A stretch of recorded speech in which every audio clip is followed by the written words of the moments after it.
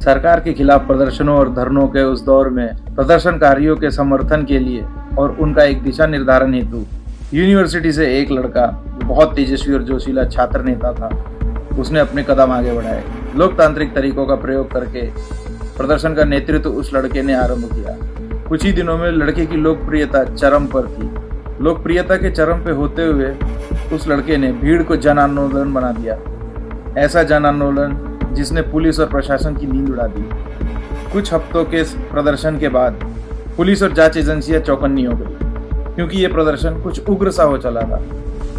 और तो और उस लड़के ने फरवरी 2020 में एक शहर में दिए भाषण में मानो सांप्रदायिक चिंगारियों को भड़काकर जंगल की आग बना दी। वो आग जिसने मानो सब कुछ भस्म करने का मन बना लिया। इस सांप्रदायिक आग ने देश की राजधानी में ऐसा उग्र दंगा फैलाया जिसमें तकरीबन 53 लोगों से ज़्यादा की मौत हो गई। देश की राजधानी में इतने बड़े दंगे के बाद पुलिस और जांच एजेंसियां अपनी पूरी ताकत से जांच में जुट गई। इस जांच का परिणाम यह हुआ कि सितंबर 2020 में उस लड़के की गिरफ्तारी यूएपीए की तहत हो गई। उस लड़के पे आरोप लगा कि वो भीड़ को दिशा निर्देश दे रहा था कि किस तरह दंगा भड़काना है, कैसे पत्थर, डंडे और नुकीले हथियारों का इस्तेमाल करना है, पेट्रोल बम जैसे हथियारों का इस्तेमाल करना और किस मोड़ पर, किस चौराहे पर हंगामा करना है। इन सभी निर्देशों को वो लड़का निर्धारित कर रहा था।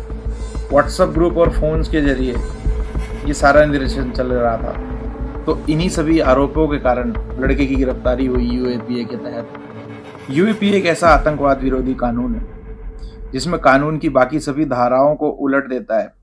आमतौर पर बेल मस्ट और जेल एक्सेप्शन को मानने वाला कानून यहाँ बिल्कुल ही बदल जाता है, जिसमें जेल मस्ट और बेल लगभग असंभव हो जाती है। यही वजह बना उस लड़के के बेल अर्जी के खारिज होने का। और जनवरी 2026 में जब सुप्रीम कोर्ट ने अपना फैसला सुनाया तो लोग फिर से नाराज हो गए। जी हाँ, इतने समय से मैं जिस लड़के की बात कर रहा हूँ वो कोई और नहीं, जेएनयू का छात्र नेता उमर खालिदी है, जिसने सीएए प्रोटेस्ट के दौरान दंगे भड़काए थे। मैं कोई जज तो नहीं हूँ जो मैं अपना कोई फैसला सुनाऊँ। जो लोग समाज में सुप्रीम कोर्ट को कोस रहे हैं, बस उनसे ये विनती करना चाहता हूँ कि पहले फैक्ट्स और केस फाइल्स को खुद से पढ़ सकते हैं। एक फैक्ट तो ये है कि जब उमर खालिद के वकील को ये पता है कि यूएपीए में बेल नहीं होती, तो बेल की अर्जी देने के बजाय उन चार्जेस से निकला कैसे जाए, इस पर क्यों नहीं काम किया जा रहा। बाकी जिनका रोना इस बात से है कि खालिद एक रिलीजन से आता है इसीलिए उसे परेशान किया जा रहा है, तो थोड़ा सुधर जाओ।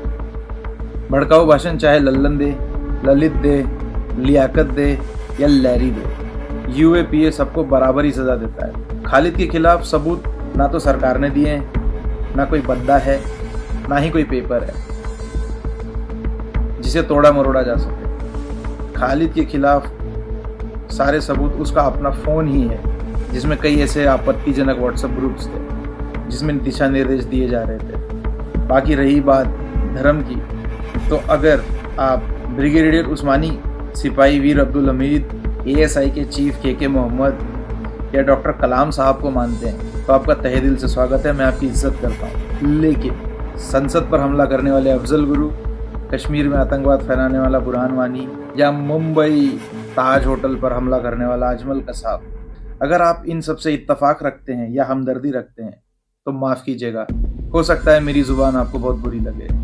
मोदी शाह भगवान नहीं है, अगर वो गलती करे तो बेशक आप उनके खिलाफ बोल सकते हैं, मैं खुद भी बोलता हूँ। लेकिन इसका ये मतलब नहीं है कि आप मोदी शाह के विरोध में देश विरोध नारे लगाना शुरू कर दें, क्योंकि जब जेएनयू जैसी यूनिवर्सिटी के बीच जब छात्र भारत तेरे टुकड़े होंगे के नारे लगाते हैं, दुख होता है। ऐसी जुबान को वहीं टूट जाना चाहिए। मोदी विरोध में देश विरोधी ना बने।